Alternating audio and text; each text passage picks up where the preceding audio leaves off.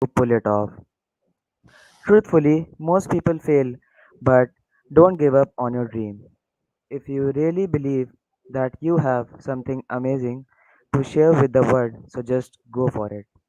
A very good afternoon to everyone who is watching the live session. I, Manas Agarwal, welcomes you on behalf of Evino, also welcoming our honorable speaker, Ms. Denise Voraber ma'am, who is a renowned pitch trainer in Austria. At the age of just 23 years, she was recognized by Forbes 30 as the most successful young leaders in Austria. She loves leading people and inspiring them. Their passion, energy, and the hard work really inspires and motivates her in life. So now, no wasting much time, let's start the session. Over to you, ma'am. Thank you so much for the introduction. Alrighty. Hi, guys. Thank you so much for having me today. I want to talk about how to start your own startup. But first things first, who am I? As mentioned, I'm Denise. Hi. I'm 26 years old and I've already done enough of things. I've worked in so many organizations and built up so many companies already because I'm always so interested into the startup scene and the female empowerment scene. I just love the energy of people who founded their own startup, their own company, because they're always so passionate about it. And that's what I just love. And I've worked with startups for the last 5 years intensely. And I learned so much from them. And of building my own two companies, I've learned more, even more. So today I want to talk about those three topics. So, first of all, 10 steps to start your own company because everyone has ideas. Some of those ideas may be decent, while others maybe probably not be so good. If your idea is great, there's a big difference between having a great idea and creating a successful startup company. But don't get me wrong. I'm not saying that getting your startup company up and running is an easy mission in any stretch. It will take actually hard work, dedication, money, some sleepless nights, and even some failure before you succeed. I always tell my friends and all the people I meet, building your own company is the most exhausting, but also the most exciting and liberating thing you can do. It's seriously like that. It's so exhausting, but also so exciting. The next thing that we are going to talk about is the startup mistakes. Like I will go shortly into the topic on what people do and why their startup fails. Like what are the mistakes that you can avoid? And next up, I want to give you some exclusive tips from me, what I learned on my few years of experience in building companies. But first things first, I want to be completely real with you guys. And unfortunately, 71% of businesses fail within the first 10 years. Actually, in Austria, we always have the statistics that 1 out of 10 startups succeeds, like 1 out of 10, because startups like building a company really takes some time and some effort from you. And also, once you get your company off the ground, you need to work just as hard to keep it going each year. Entrepreneurship and building a company is not something easy, but I tell you, it's the most exciting thing that you can do. But I want to be completely honest with you. I don't want to tell you some lies or that everything is completely fine and easy going and money will flow into your face. Unfortunately, that's not the case in so many times. But if you persevere and you push through and believe in your idea, so many amazing things can happen. So, with that said, it's helpful to have a guide and a set of instructions to follow that can help you get started. So, let's start. What are the 10 steps that you can do to start your own startup? First of all, I will go through all the steps and then I will go into detail about them. So let's start. First things, idea evaluation, market research. Then you take a business plan and write the business plan. The next thing is an MPV, the minimal viable product. Then you surround yourself with the right people. I will tell you later on what I mean with that.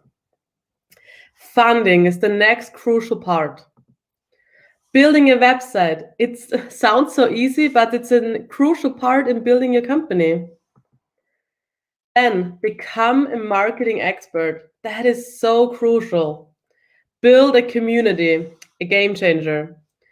Build a customer base of your community. And last but not least, prepare for anything because anything can happen. But now, as you can see, there are a lot of steps. Let's dive into them. First things first, if opportunity doesn't knock, build a door. And we are all like entrepreneur people. As you are watching this webinar right now, I guess you are interested in entrepreneurship, building your own company. And that is exactly what this quote is all about. If opportunity doesn't knock, build a door. So let's start. Idea valuation. That is the most crucial first thing ever. Before you start into everything else, get down and think about your idea, and then you get feedback. You get as much feedback as you can possibly get because your idea will adapt and change a lot in the beginning. I can tell you, I'm building FeeMinds right now as we speak. Since 1 year, we're building FeeMinds, and the products changed so much in the last few months. And if we wrote the business plan before we did our idea evaluation, oh my God, that would be so a waste of time because we would need to write the business plan again because that changed so much. Because we needed that feedback from other people, from our customer base, from our target groups. We needed feedback from our market. So when you have an amazing idea, let's go out there, ask people what they think about, ask your customers, ask mentors, ask everyone you can meet what they think of your idea and how you can make it better. That's a crucial game changer, I can tell you. That is the one thing why startups in Austria mainly fail, because they think they have an amazing idea. They will start coding and building the product, and then they will sell it. But that is the wrong startup steps, because if you don't know if the product is even needed in the market, that's a completely waste of time and energy for you. So please have your idea feedbacked and like evaluated. That's so important. So next up, we're going to the business plan. That is the next thing that you can do after you found out what your idea is worth, like the valuation. And with this graphic, I want to show you how crucial a business plan really is. So for example, let's take a look at those numbers. Of people who start companies with a completed business plan, 36% obtained a loan, 36% received investment capital, and 64% grew their business. But of the people without a business plan, 18% obtained a loan, 18% received an investment capital, and only 33% grew their business. So as you can clearly see here, a business plan is crucial. I also work in a financial company where we finance startups to do crowdfunding, and the business plan is the first thing I ask from the startup, from the company, when we start having the discussion about financing them. So that is so crucial. But you may ask, what should be included into the business model? So you need your executive summary. That is a short description about your company, your idea, and just a short summary. Next up, we have the company description, a little bit longer description as the executive summary, and we have the legal structure. So which legal structure do you have? There are so many different ones in Austria. Unfortunately, I don't know which ones are there in India, in your country, in your area. But for example, in Austria, we have 6 different legal structures you can obtain for your company, and you have to choose which one, and that is often not so easy. So that is really important that you get clear on that and you write that down.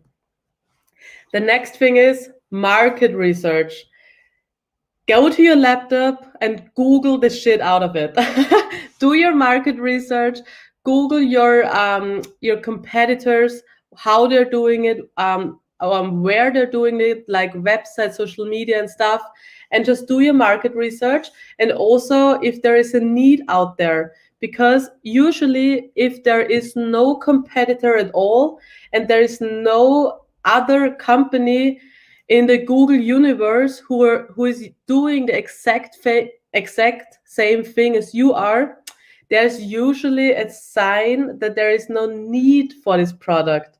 That is also not always the easiest pill to swallow, but you can go out there and get feedback again and just have like the assurance that there is actually need, even though it's a completely new product to the market. That can happen as well. The next thing is the product description. In this part, you get really deep down into detail and tell us what your product looks like, all those features, every little detail. Next up is promotional and marketing plan. Like, it's nice that you wrote down what your product is and how big your market is, but now it's so important that we know and that you know how you get your product onto the market. Like, how can people find you and how are you going to manage getting customers? And last thing, the funding section. Because usually what's happening with startups is that not everyone can pay for everything on their own. Usually you need funding from external partners in your startup as well. So just think about and do a financial plan and think about when you need funding and how much you need funding. So when we have the business model, we go to the MVP step, the minimal viable product.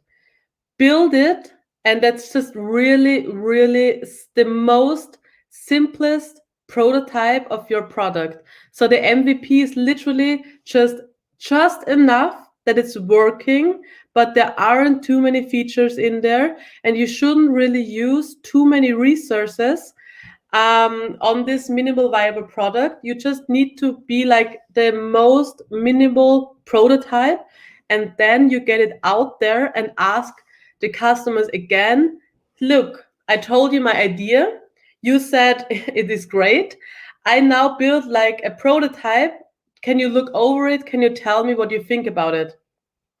That's the thing. And with MVP, because you only build like a very minimal prototype, it's easy to adapt and change because it isn't too big like build. And it's really, there are several purposes for creating an MVP, like to get to know if the customers really need the product, to study what the key features of your software are, and also like to measure the chances to beat the competitors as well. And also, it's amazing product to use to study user journeys and check the user experience concept. Because with softwares, it's very important that it's also has a great user experience. Sorry. Ah. But when we build the MVP, we go to the next stage. And as I told you, surround yourself with the right people. What do I mean with that? That is, for example, lawyers, accountants, financial advisors. I can't stress this enough on how important those contacts are to you. So if you have friends who study this, or if you have any great people in your network who are lawyers, accountants, financial advisors, grab them and don't let them go ever. Because I can tell you, you will need their feedback so often. I can't stress it enough. We consult with a lawyer or accountant or financial advisor so often in the beginning of fee minds. It's crucial because you don't know everything, but they are an expert in their field, and their advice, it's crucial. But those people are often very expensive. So as I said, if you have friends who study it, or if you study it yourself, that's even better. Or maybe you can find a mentor who believes in your idea and believes in you, and they want to consult you for free. That's also amazing. But you just need those people. They can save you so much trouble and so much money later on. That's like the most crucial part.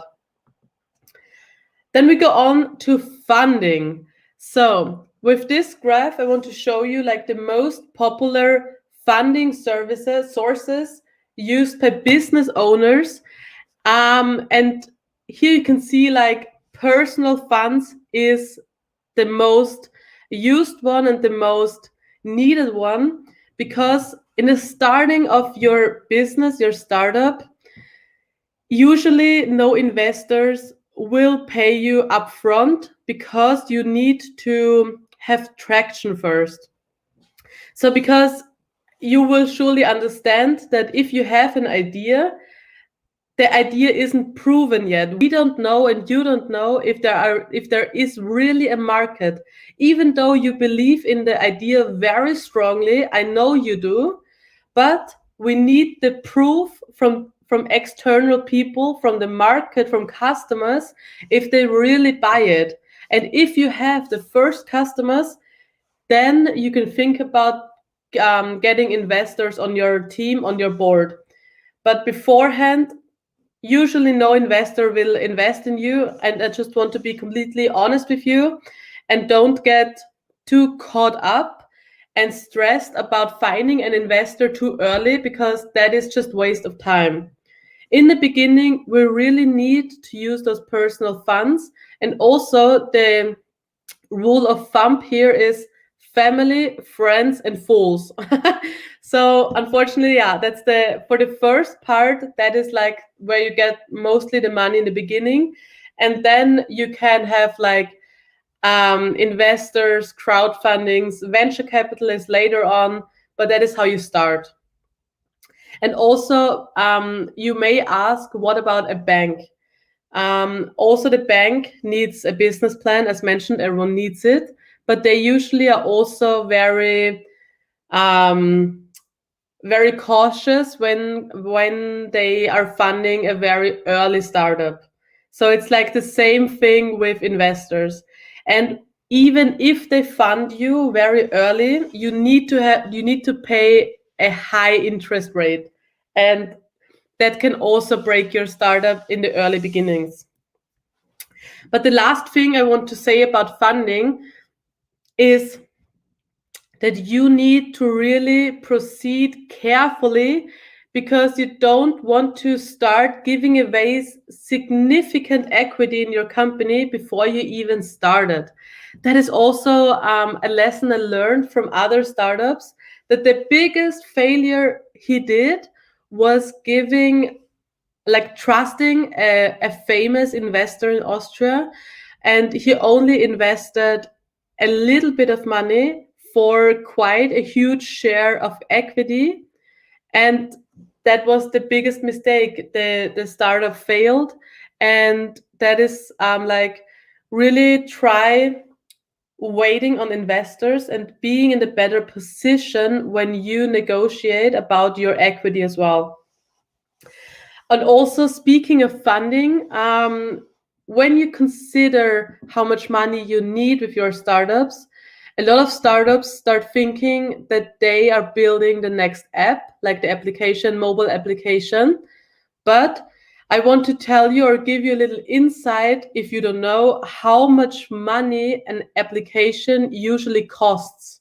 For example, a small application like a basic app, it starts at 50,000 and it goes up to 100, and then it's like exploding.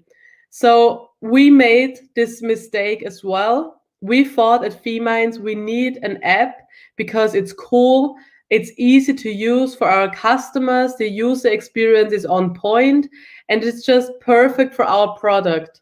But then we heard like how much it will cost, and this is just not, it's just not how we want to start our company with 100,000 euros in like debt, and that is not how we want to start it. And so we said no, we will find a different prototype or different strategy on how we want to build our company, our product, and not invest so much money in an application if we don't really need it. Yeah. And also that's the cost to only build the application. It just is there, but there is so much more money you need to throw into marketing to get the application to the customers. Because as you know, like there are thousands and millions and billions maybe apps on the Play Store at Apple and Android phones. So building an app is one thing, but that's not the only thing. But that's one thing on how you need to think about funding when you're starting a business. But that's one thing. Building a website is crucial in any way. When you start your company, you need a physical address and you need a web address. And also, don't wait until the day of your business to officially launch your website, because I've seen that so often with companies. They founded their companies 6 months ago and build it and build it. And just in the beginning of January, they launched their social media site and they launched the website. And I was just thinking, oh my God, why didn't you do that earlier? That is so crucial. So when you begin with your company, go to all those social medias, Facebook, Instagram, and create a site. That is crucial. It's never too early to start promoting your business, never. If customers are searching online for a service in your industry, you want them to know that you exist, even though you're not quite open for business yet. You can even start generating some income through websites, for example, with pre-orders. And also, once your website is up and running, you need to expand your digital presence. Like said, utilize social media platforms. That is crucial. That goes on with the next thing, become a marketing expert. With starting a company, you need to be everything. The business owner, the finance manager, the marketing manager, you literally have to do everything. That is why it's so exhausting and so much work, because you just need to do everything. But that is also so fun because you learn so much. And I just love everything about it because I can learn so much. And if you aren't a marketing expert, you need to become one. That is crucial in today's time, that you know some marketing basics. You might have the best product or service in the world, but if nobody knows about it, then your startup can't succeed. So I've also talked with investors, and they told me they will only invest in companies who have a digital marketing sector in their company, like a team. Because they say if there isn't a marketing team in the startup that they're investing, the money is better thrown out the window. Because you can have the best product, but if nobody knows you're there, it doesn't matter. So really learn how to use those digital marketing techniques. For example, content marketing, like how can you prepare content that actually matters, That is also something that takes more time than you will expect, because building a good content strategy is also not easy. But if you got the hang of it, and if you know how you can get value to your customers, it will become easier. But that's a crucial part. You can't skip that. The next is email marketing. Email marketing is not dead. So many people are thinking, no, newsletters are dead, nobody is watching it. But no, email marketing is still on the rise, and there's so many people who make so much business out of email marketing. The next thing is SEO, search engine optimization. That is how your website is found on Google. If you Google it, how your website is found, how high up there in the list it is found. The next is the social media marketing, SMM. Like being online on those social media platforms is also crucial. You can just have a presence and like be on Instagram, LinkedIn, Facebook, but you don't need to like completely post every single hour, for example. You just need to be there and put content out there on a consistent basis, but you don't have to be completely like, I don't know the right word, but don't stress yourself that you need to put different content on every different platform. It's completely fine to switch things up and put LinkedIn and Facebook stuff together and something like that. So don't stress yourself about that, but do consider it. The next is the search engine marketing, like Google Ads, performance marketing, that is so crucial. That goes in hand with the pay-per-click advertising, because that is where you put banners and ads on different websites and on Google as well, and you only pay when someone clicks on it. That's a very good um, way to make your marketing stand out. Now we will go on to creating a community. That was such a game changer for FeeMinds. And also, like, I've worked with so many startups, and usually they forget about building the community beforehand, before launching their startup. But creating a community becomes so crucial in 2021. That is like, if you have a strong community, you will have a strong customer base as well. And you can just be very honest with your community, try giving them the most value, try connecting with them on a human level, because we often forget that we are humans, they're humans. We can just interact and not just avoid every interaction and not write them and ask them for feedback or whatever. But when you include your community or like your people in every process of your company, this will build an amazing, strong community. And as mentioned, then you will have a great customer base. So if you're following this plan in order, the good news is that you're already on the right track to building a great customer base. Starting a website, growing a digital presence, and becoming an effective marketer are all the steps in the right direction. You need to keep your customers coming back. That is actually the typical online stores gets 33% of revenue from repeat customers. That was mind blowing for me. Like half the people, like half the revenue of your online store is from repeat customers. So what's the key to getting those repeat customers, you might ask? It's no secret. It is customer service, customer service, and customer service. It is crucial that you are really go beyond everything, that you have amazing customer service. That is actually so crucial at FeeMinds as well. We are always telling each other, anything that we do it over the top and go the extra mile to be the best version to our customers, that they can receive the very best version. Like that is crucial. Like always go, like if you can go the extra mile of your customer service, do it. Do it. It will be rewarded many, many times.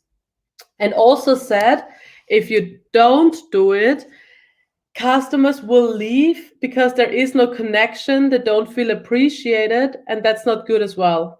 So going the extra mile is always the best thing. And now we come to our last part. The last step is preparing for anything, because when I talk to startup founders, what they tell me is everything took longer and everything was more expensive. And I can just put my signature under that, because that is exactly how it is. Everything takes longer and everything is more expensive. I know it's so weird, but unfortunately, it is like that. So expect the unexpected.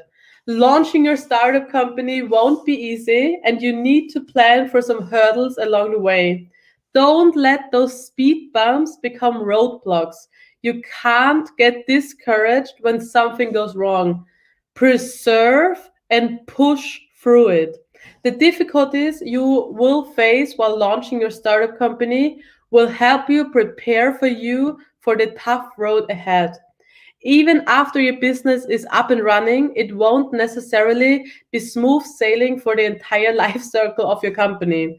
And that is so true. Once you get your company running, there is no guarantee that there aren't any bumps. There are always bumps. But this is what makes it interesting and so challenging. This is was what makes it so great, because there's nothing what can make you, like, what stops you. The sky is the limit. Just always believe in your idea and stay true on the track. I know it's often easier said than done.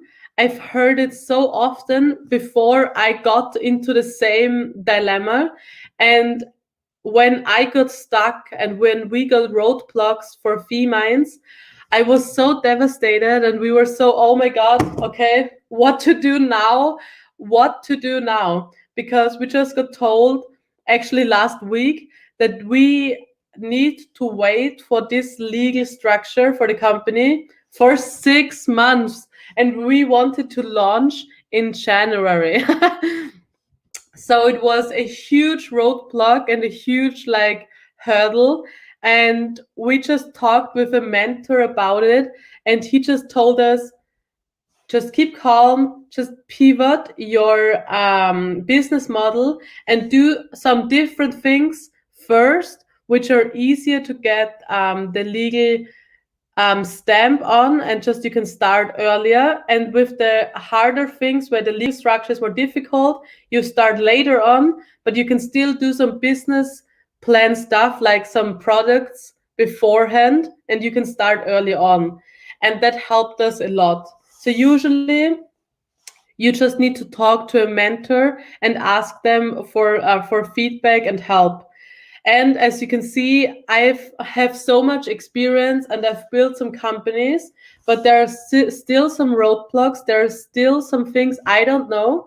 And that is always the case. I am not an expert in anything, and I need help as well. And that is crucial. You will always be a person who will need a feedback help from a different person all the time.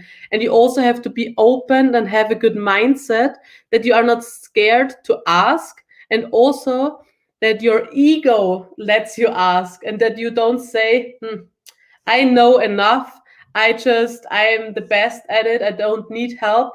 That will kill you as well. And when we're talking about startup mistakes, I will show you a short picture of like the top 10 mistakes startups can do.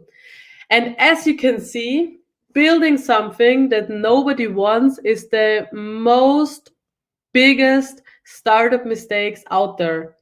And you may think like, yeah, that's obvious, but it isn't.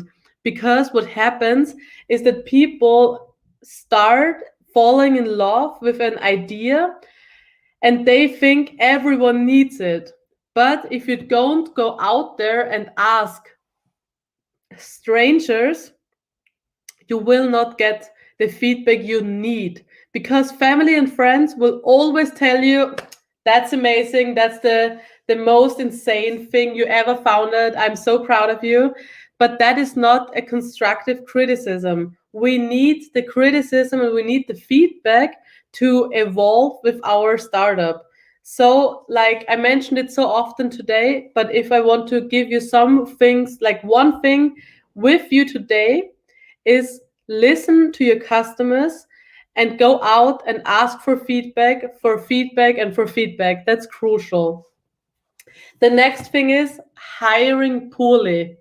Also, so crucial, because I've had my mistake with a co-founder, and also we broke it up. It was like 2 years ago. We started our first company, and it just didn't work out. We weren't on the same page, and we weren't on the same drive, on the same mindset, and also on the same goals. But we liked each other. She was a friend of mine, and we just said, yeah, let's start this company, and amazing, let's do it, let's do it. And we just jumped into it and started building. But later on, a year later, like literally a year later, we sat down and had the talk, like, what do you expect of this company? How do you feel, like, how do you see the company in 5 years?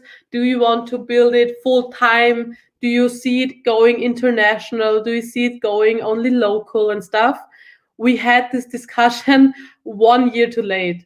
And that is also a big lesson learned from myself, that having an amazing co-founder is the biggest and the most important thing. And hiring pool is also not only with co-founders but with the team, because company culture is like what makes or breaks your company. I've seen it in so many companies that if there is poor company culture, like people who are toxic, people who are lazy, people who are negative, they will shy away like all those other employees, and they will destroy the company culture. And that's like the worst thing that can happen. So really, what I do with hiring people is I don't look at their like on their CVs, on their like university stuff or whatever. Isn't important for me. What I look is the person, who the person is, like their energy, their passion, their their way of thinking. That is so much more important than any other course that you can learn, because you can learn anything in your life, but if the social like the social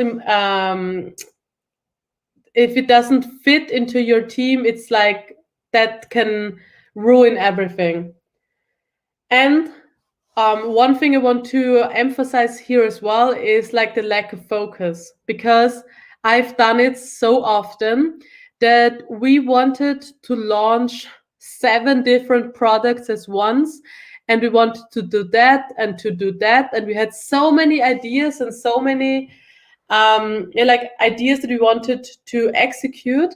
But after a while, we had to say, stop, we need to focus right now, because we can't do 7 different products on the same quality as like 2, for example. And then we said, okay, we need to focus. Let's be real here and only focus on 1 or 2 products at a time and really try and building that. And now I want to give you some tips which I learned in my time. First things first, form a kick-ass team. As you can see, with the last slide, I really emphasized that, but that is crucial. Having an amazing team is also so much free headspace for you, Because, for example, I have an assistant, he's amazing, I trust him, he does amazing work. And that is why I don't have to think all the time, oh my God, is he doing what he's supposed to do? Is he building amazing ideas? Is he executing enough? I never think about that. I know that he is good, I can trust him, and he will make amazing things happen. So, kick ass team is so important. Next thing is find a co founder, don't do it alone. And also, usually, investors don't want to invest in one founder teams because it's so hard for one person alone. Because I was so happy to have got like a second co-founder that I can discuss things with, that I can challenge things with, and also that she has her workload and I have mine, and I don't have to do like every single thing because she is doing her part as well. Then, crucial again, mindset. If you want to persevere in building your company, you have to work on your mindset. I can't stress this enough because there isn't, as you can see, there it's so exhausting that you need to have a strong mind to really push through it and believing in yourself all the way through it. That's so important. Then also very important with technical innovations, protect your intellectual property early on. So important that you really protect what you build. It can be software, it can be a physical product, whatever, just protect it. As you can maybe see from my talks beforehand, talk to your customers. I just wanted to emphasize it here again because what I thought in the beginning of my entrepreneur time, it was, yeah, you of course talking to your company, to customers, but you really need to go outside and do it because we get so sorry, we get so caught up with meetings and building products that we often forget, hey, stop. We can think what we think about the product, but we need to ask a customer. And we always got a completely different version or look on what we wanted to build. So talking to your customers, crucial. Find a mentor is also, it was a game changer for me. I always looked out for mentors, that those are people who did what you want to do and are some steps ahead. And those are people who inspire you. Those are people that keep you accountable. And those are people who introduce you to their network as well. The next thing is having written contracts. I've learned it the hard way, having not written contracts, but that is crucial. Everything you agree on with anyone, write it down, as well as with co founders, with team members, with any cooperation you do, write it down. That is game changer. And the last thing is focus on the right things. That is so crucial. I've learned it the hard way. We always have to put this sentence on our wall when we're having meetings because it's only human that you are getting caught up with so many different other things, but you really need to get back and have a person who reminds you, hey, let's circle back, focus on what is important. And I just want to end this webinar with a strong quote. It is, many will start fast, but only a few will finish strong. So really believe in your idea. Just start small and believing in it, and you will make your startup great. I have no doubts about that. Thank you so much.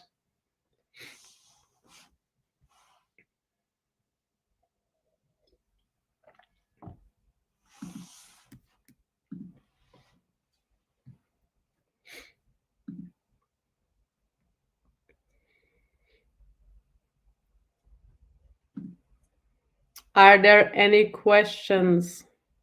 I think in the chat are some. I think we have 10 minutes time for some questions. Um, so maybe I start with, if it's okay, with just some questions about the chat. What should we include in a startup idea presentation? That is a good question, as I'm a pitch trainer. um, what is very important is that you start with the problem, but with storytelling. Like, what was it that made you start your company? And tell us the story behind it, because you are a person.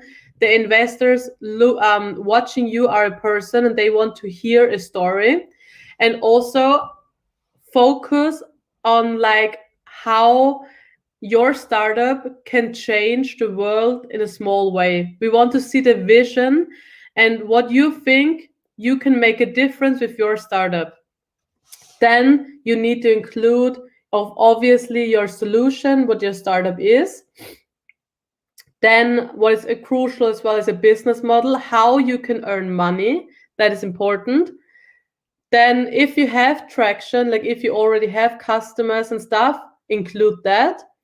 And last but not least, as I told you, the team slide is very crucial, because what investors want is an amazing team, and they want to see if you know what you're talking about.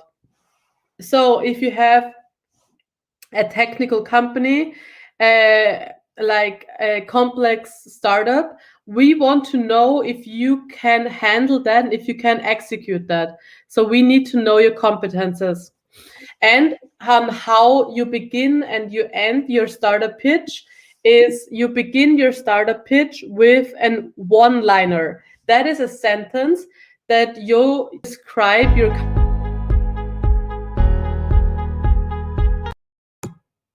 Sorry, was it me? Okay, so you start with one sentence like, hi, my name is Denise. I'm a pitch trainer for startups who are looking for an investment. That is one sentence. And then you start with, you end with a call to action. So, what do you want from the people that are listening to you? So, do you want an investment? Do you want beta users? Do you want newsletter subscribers? What do you want? But always end with one thing. That is so important. What are other questions? What is the best way to remove negative people from company? That is an amazing question. Thanks for asking, because usually it isn't so easy, because removing people from your team is not an easy part, because you need to have a talk with them, tell them that it doesn't work out and that you want to remove the person. But the process goes as follows. When you start people, when you see people who are negative, you really need to talk to them 101, and tell them how you feel and if something is wrong with them. Usually, why people are negative is because they are upset about anything in their life, and that is just how they communicate then.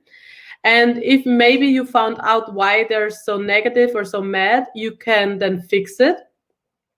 And if the person says, okay, they will work on themselves, okay, then you will see. And maybe in 2 or 3 weeks, you will see a change. Or if you don't see a change, you will talk to them again and say that if it doesn't change, you will need to remove them. And then you will see later on if it works, like a week later, and then you remove them, because you just can't remove them immediately, because you didn't give them a chance to better themselves. And everyone has a chance to better themselves, and maybe they had just a bad day. So really give them a chance and talk to the people. But if they don't change, fire people fast, because that is what can break your company. So please, if they are negative, remove them. And also, that is one tip I do in my personal life as well. If there are friends or people that are negative, that are toxic, I remove them. I don't want those people in my life because I just want to have positive and passionate people in my life. Um, Is it necessary to check whether our startup idea has any value or not? Yeah, that is crucial. That is the first thing what you need to do. If you have an idea, you need to ask your customers, you need to ask strangers what they think of your idea. Because when you start building a company and you don't know if it's of any value, you may just waste your time because nobody will buy it. So that is crucial. Please always get feedback. Um, Also, a great question is, what is the deep root of having a great startup? That is a good question as well. And I can tell you, it's just perseverance, just staying, like just believing in your startup and working without ever giving up. Because usually what happens, a startup, a company gets really traction after 3 years. So you just can't start a company and after 6 months you tell us, okay, it doesn't work out. No, you haven't even tried. So having a great startup is just staying on the road and just working your startup and adapting to your customer needs. Always adapt. A startup, a company, a product is never finished. You will see it with every company out there. The product is never finished. There are always features which are new and they just persevere.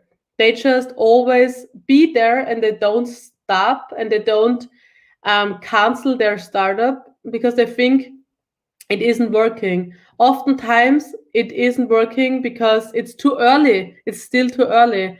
It usually takes 3 years to really get your company running.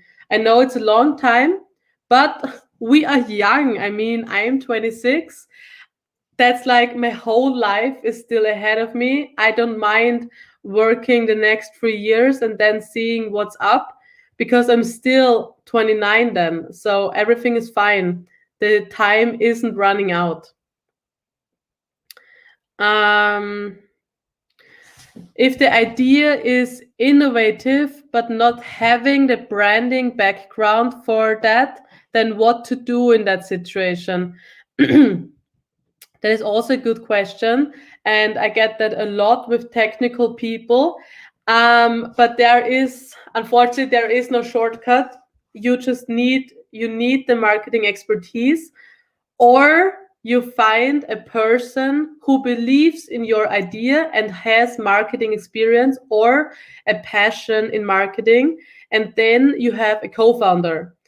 That is also always an option, that you get people on board with the expertise and they believe in your company as well. But if you can't find those people, there is no shortcut. You need to learn marketing. I also needed to learn a lot of marketing. I have not studied it or something else. I'm always learning. I'm always looking out for online courses, YouTube videos, or something else. I'm always learning because social media changes a lot and we just have to adapt because usually it's very hard to find customers and to find a community without marketing presence. That is just how it works nowadays. Also, it depends, I think, on how big you want to scale your company. If you tell me I want to be a local company with a few customers, okay, maybe then marketing isn't the most important. But if you want a big company, like a huge scalable company, marketing is crucial. It's crucial. You can't do anything about it. Is it necessary to do partnership with company to have a good startup or not?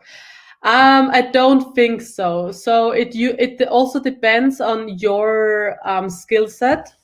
If you and your team can build the company and there is no need, then there is no need.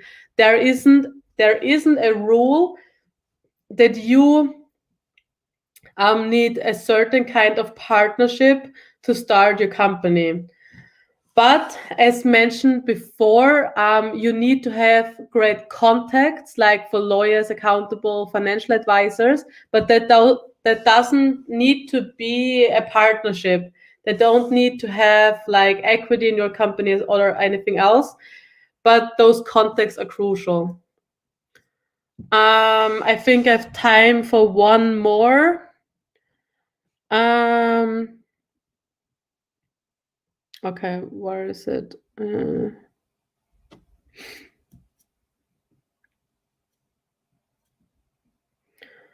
Okay.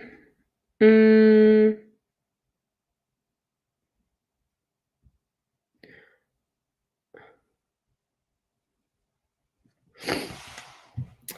is there any factors that affect our startup if idea is really not possible due to financial issues?